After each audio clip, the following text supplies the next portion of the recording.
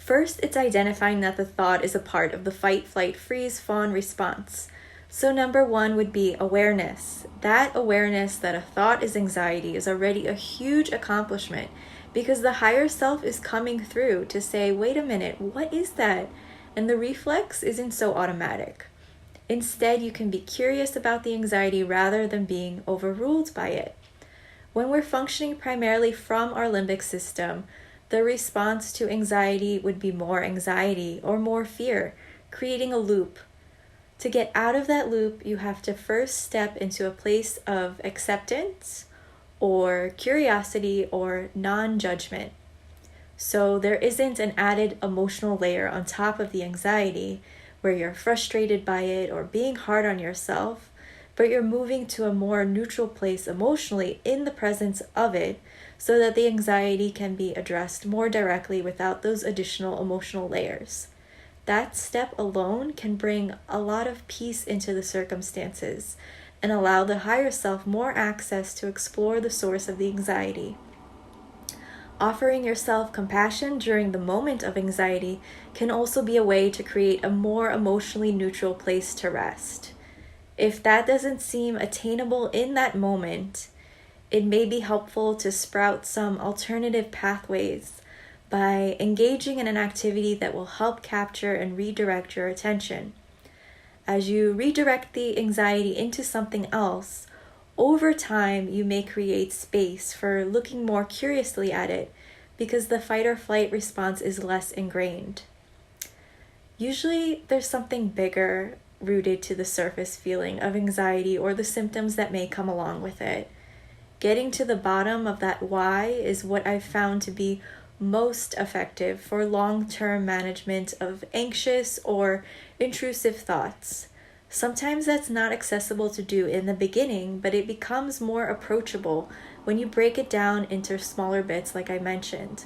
So with anxious or intrusive thoughts, it's recognizing that they are anxiety and either not emotionally attaching to the thoughts, but letting them sort of drift through, or redirecting the thoughts into a more supportive inner monologue or activity. What would be of comfort to you to hear or to do in the moment of experiencing anxiety, and can you offer that to yourself?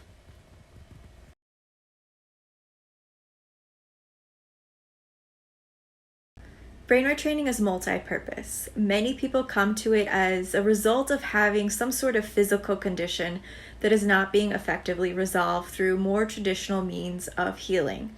Brain retraining helps to rebalance the nervous system so that other treatments can be more effective, or it can replace the need for other treatments and resolve the root of the conditions.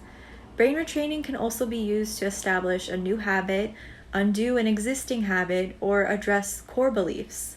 The first step is to identify what you would desire to change in yourself, and then you can map out a means to do so either through a brain retraining program or by consulting with a brain retraining coach who can help guide through the process with actionable or incremental steps so that it becomes a more comfortable process.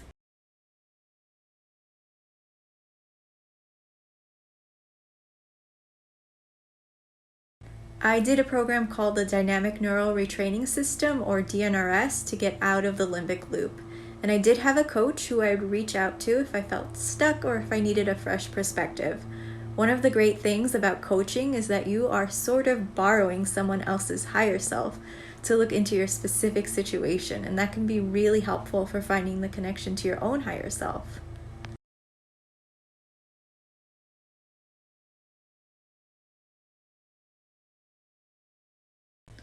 The tools that I learned from brain retraining were immediately helpful because I was creating more choices out of situations that I had previously felt stuck in.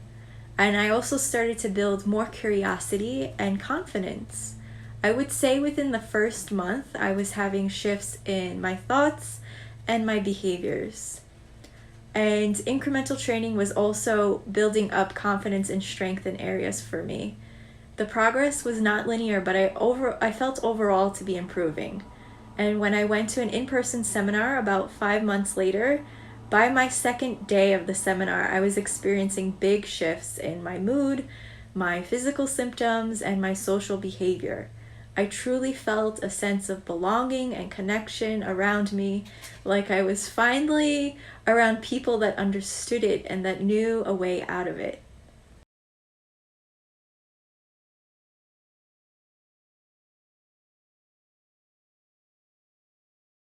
I think anyone can benefit from brain retraining because it helps bring more consciousness to non-conscious patterns in our thoughts and in our behaviors.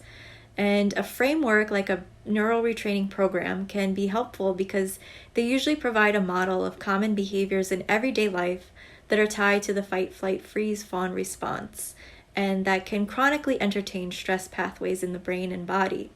And we know that a lot of conditions are strengthened by stress chemistry, particularly when it's maintained at a chronic level. Brain retraining provides you a means of reoptimizing your nervous system so that you are navigating through a more grounded and clear place that is less reactive or fear-driven, which I think is of benefit to really anyone.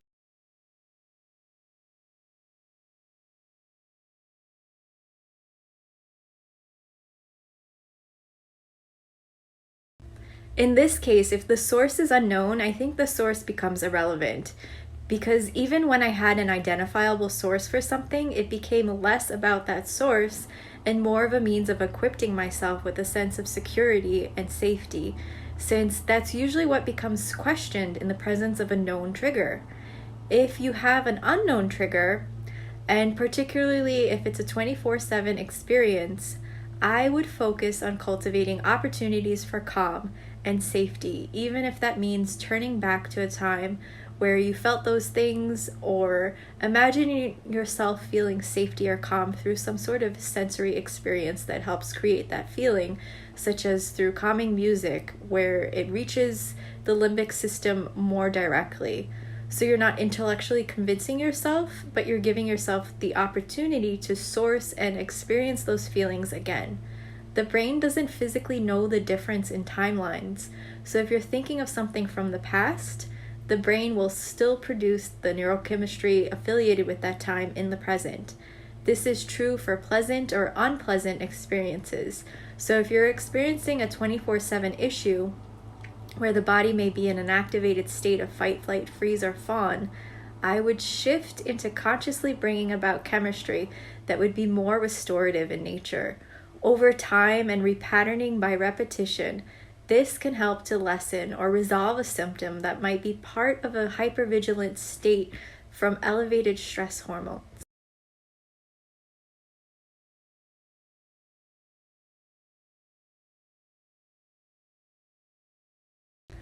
So the science behind what is controlled by the sympathetic nervous system and what's controlled by the parasympathetic nervous system helped me see how the brain could be connected to certain conditions or symptoms when they seemed unrelated.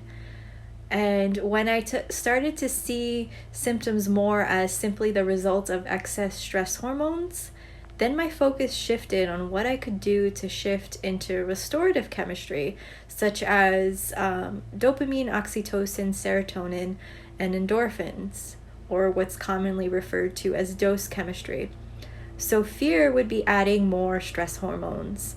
And what would be supportive would be to something that engaged my attention to shift into neurochemistry that was more restorative. So fear wasn't helpful for my recovery, so I needed to do my best to shift chemically. Another thing personally that brought me peace with symptoms was to filter my concerns about sensations or symptoms through a trusted individual. This could be a medical professional, a therapist, a coach, or a trusted friend who had access to a higher self that could discern the situation without the lens of the limbic system. Sometimes I would seek medical support to help alleviate concerns for things that were new or different, and over time I learned to better gauge what was limbically driven and to see connections between events and symptoms, and if my threshold for stress was not as cushioned. So the symptoms began to be viewed as a way of my body communicating with me that stress hormones were in excess or that restoration was needed. and it helped to inform my incremental training opportunities and any adjustments in my thoughts or behaviors that I could offer to support myself.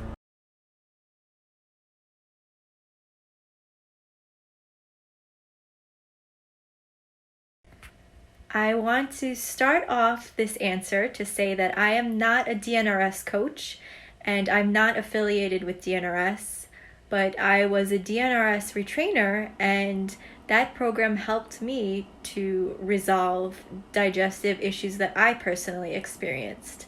I had a lot of food sensitivities, intolerances, and dietary restrictions. I also had chronic IBD and recurring colitis. Brain retraining helped me rebalance my nervous system so that my rest and digest processes were optimized. I was able to undo restrictive dieting without a return of chronic symptoms. I was also able to resolve candida overgrowth and other inflammatory issues with my gut. If you look at the vagus nerve's involvement in the digestive system, you can see that the brain can be a means of regulating the system better so that it is given the best chance to function at its best. I want to go back to a word in this question, however, because there's a lot of power in that one word. The word is believe. Our beliefs create affiliated neurochemistry in the body. So if we're doubtful about something, that's creating chemicals inside that is supporting or validating that doubt. If we choose to believe something differently, like stepping into a place of either neutrality or where you are letting go of any expectations for a particular outcome on something so that it can just be whatever it is, that can be supportive to the process. If you step into a place of hope or believing it will help, that might be the most supportive means of walking the path, because doubt doesn't have the power to cloud the way. You're focused and intentional in your pursuit, and you're offering the body supportive neurochemistry to help it have the best chance at happening. So my belief isn't entirely important for your journey. I would encourage you to look in at what belief you are holding on to, and if there's a shift that could take place that could be more supportive to that journey. That's where looking at others' stories can help inform and branch out from a limited perspective, because it creates a shift from being stuck in a state of doubt or disbelief.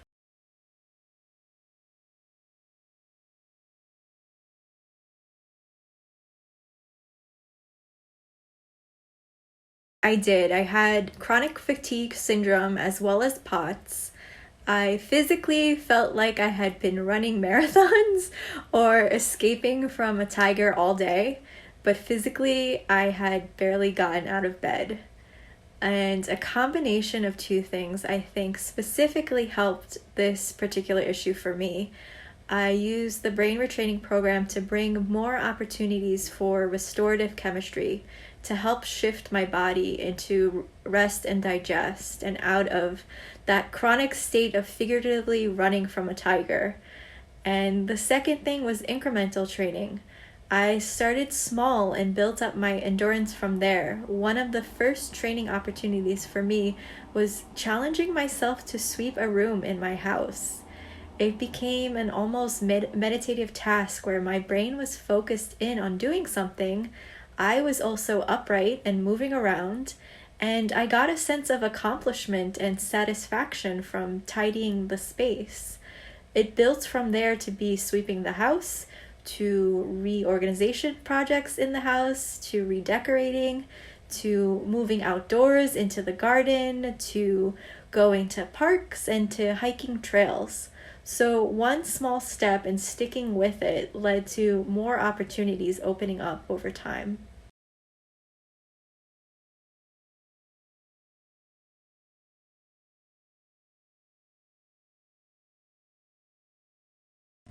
Okay, one recommendation is that anything perceived as big should be broken down into smaller things, because I find it can already create a sense of overwhelm when you look at the big picture sometimes when it comes to creating change. So with perfectionism, starting with the awareness that a behavior is a pattern stemming from perfection is a start. So then when it comes up, you can label it as such, and with that knowledge, create more space to help shift it. Repatterning into a new behavior or thought takes time because the pathway to perfectionism or whatever quality you want to change likely has more traction because it's the pathway that's been taken more in other or similar situations. As you repeat the new behavior or thought, the old story will weaken and eventually it'll phase out from non-use. However, if perfectionism is something that comes up commonly for a variety of situations, it might be rooted to a deeper belief. For me personally, I had what's described as black and white thinking, where I saw things as all or nothing.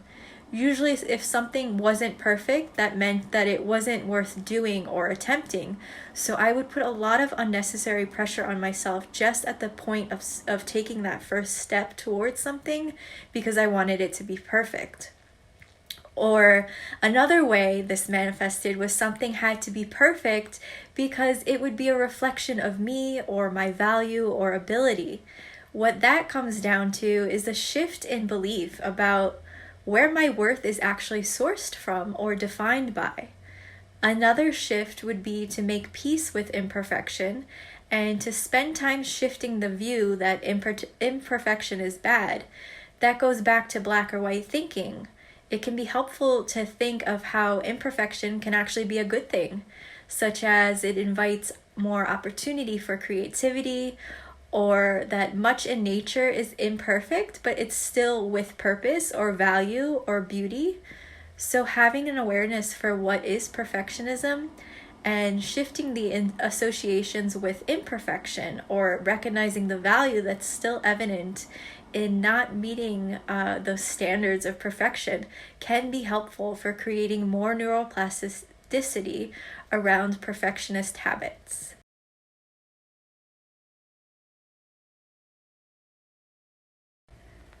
For me personally, the biggest things that were rooted were fear, doubt, insecurity, anger. I had a lot of anger, and I have experienced shame and guilt when it's come to drawing boundaries in relationships, specifically in like codependent narcissist dynamics. This was a deep rewiring journey for me, like sorting through a lifetime of programming and offering myself new paths to take. In the beginning, it's an uncomfortable process because of that newness. The brain wants to pull back to what's more comfortable because those are the pathways already established and in place. Growing new pathways can be uncomfortable because it's new and different, but through repetition over time and in being consistent with the new or desired behavior, it starts to repattern itself and become easier. It's like climbing up a hill and then getting to the top, and things just become easier after that point. If you can identify a limiting belief or beliefs that are part of the overall feeling of shame or guilt, rewiring that belief is another means of disempowering the guilt or shame.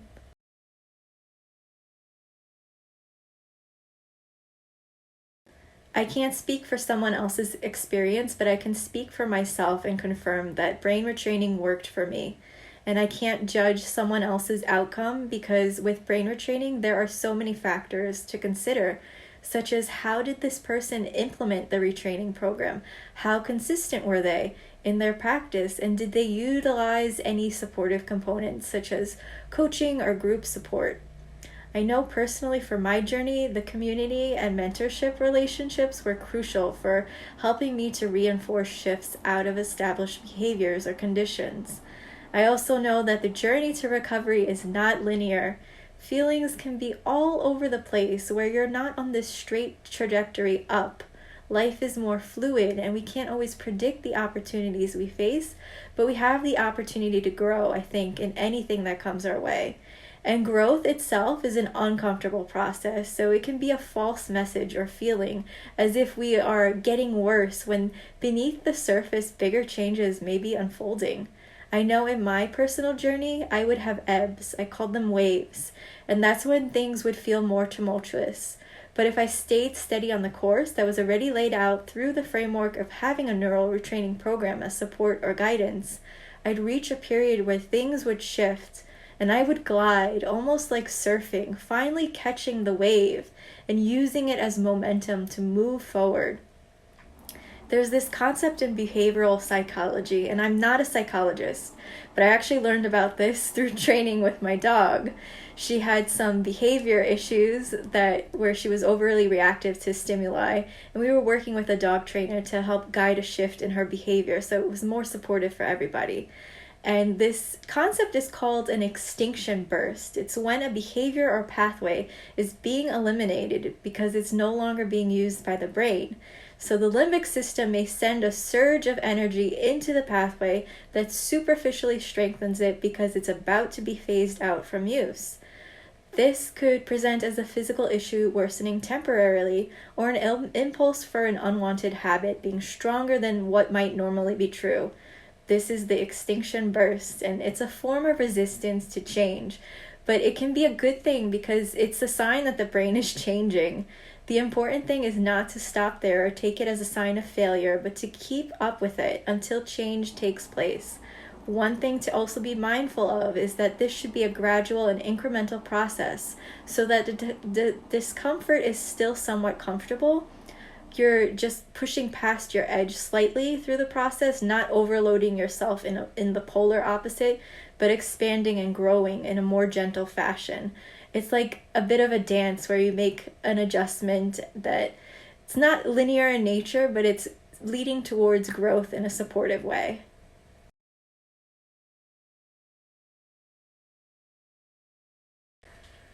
So if you've had a past experience with someone and your limbic system is reminding you about it whenever that person comes up or makes contact, there are a couple of things that can be helpful to consider. Number one is determining if it's a supportive means to have a boundary in place, and sometimes it is.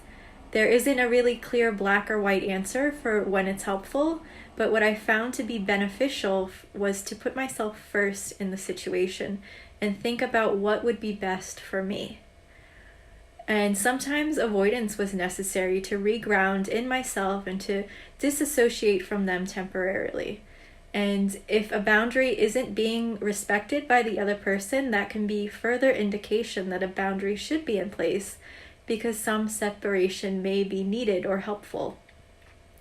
And number two is if you determine that you would like to lift a boundary and invite more opportunity for change or a shift in association, one way to approach it prior to establishing any contact with the other person is to mentally open the door.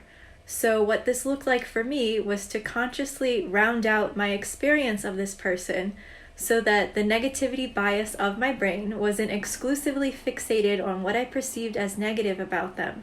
And I would bring up additional experiences of them where I viewed them as more positive. This is not to discount or forget about the negative, but to create a fuller perspective of that person, because with trauma or activation of the fight, flight, freeze, fawn response, our brain is determined to step in and protect us. But sometimes cognitive distortions can appear where a lot is weighted in that negative and it skews our full assessment of the person. So I replayed happier times or tried to bring up things I appreciated about the other person or that I was grateful about. For relationships where that seemed impossible, I did something called a loving kindness meditation that was really beneficial for helping to create some shifts in my associations. And I highly recommend a loving kindness meditation if you want to cultivate more compassion for yourself or for others. And number three would be basically to summarize, there are times where a boundary is suitable, but if you want to move forward from a past experience, it can be helpful to grow neutral or positive associations with the person so that more space opens up to step into the present. And it can be a journey to get there depending on how many times the brain has replayed the past scenario. But a good place to start is to repeat and ground in the alternative pathways that you grow.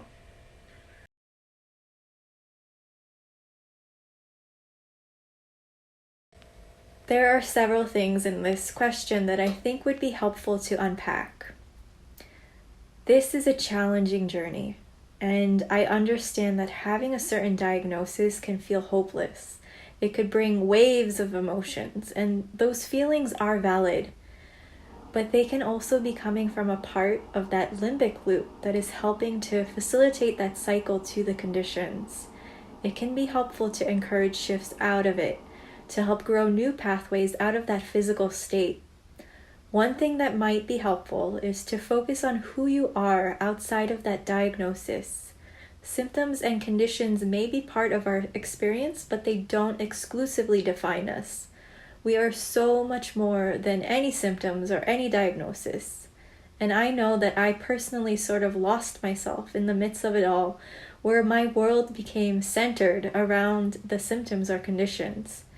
And building an identity on a condition unintentionally strengthened to my brain that this was an important facet of my identity, and any threat of changing it created a sense of inner resistance, where doubt or fear would come up to help keep me in what was more predictable or what was more certain or what had become the new normal.